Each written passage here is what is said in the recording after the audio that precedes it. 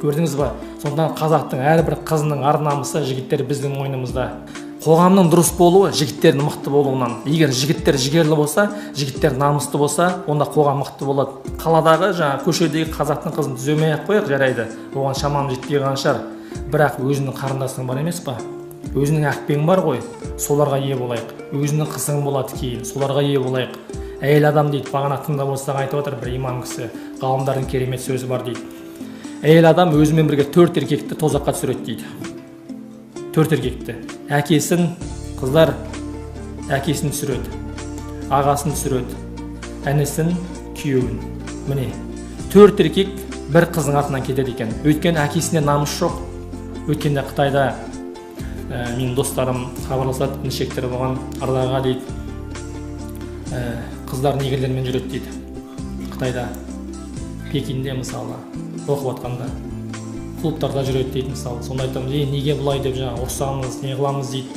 Тебе какое дело деп айтады дейді. Сен кімсің маған? Сен менің күйеуім емессің, әкем емессің деп. Одан әбден шектен шыққаннан кейін қыздарды не қылдық дейді, жандарын шығарып қойдыра бастадық дейді. Сүйсіп, ауылға звондап әкесін алдыр дейді. Әкесі келіп біздің бытшытымыз шығарды дейді ғой. Нең бар менің қызымда? Өзі біледі не істесе де деп арыз жазды біздің үстімізден дейді. Оқудан шығып кете жаздады дейді. Көрдің ба? Қыз айтып жатыр дейді, жамандап қазақтылар тиіседі маған деп. Бірақ қыз аяқта жүр. Әкенің намыссыздығы, көрдің ба? Кейде әкелер қыздарын бір жігіттермен жіберіп баратқан кезде не бір шетелдерге, Дубайға әкесі біліп тұрады, бірақ қой демейді. Кейде біз аға болып тұрған кезде қарындастарымыз аш көшеге кетіп баратқан кезде оған қой демейсің. Кейде қарындасымыз түнгі сағат 1-де 2-де келеді. Қайда барады сонда? Қарындасың түнгі 1-де 2-де келді деген бітті ғой. Өлім ғой сен аға болсаң егер. Неге соған сен не үшін еркексің, сен не үшін ағасың?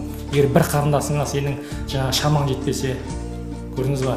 Сондықтан аға болсаң, сен қарындасыңа жаны ашитын аға бол. Ертең қарындастың ар намысы ағаның мойнында. Ертең Аллаға сен жауап бересің. Көрдің ба? Ертең текті қыз деп сөйтіп жақсы қарындасың болса, жақсы жерге бара барса, саған да бақыт емес па, қуаныш емес па? Және жақсы қызға үйлену керек, текті қызға үйлену керек. Көрдің ба?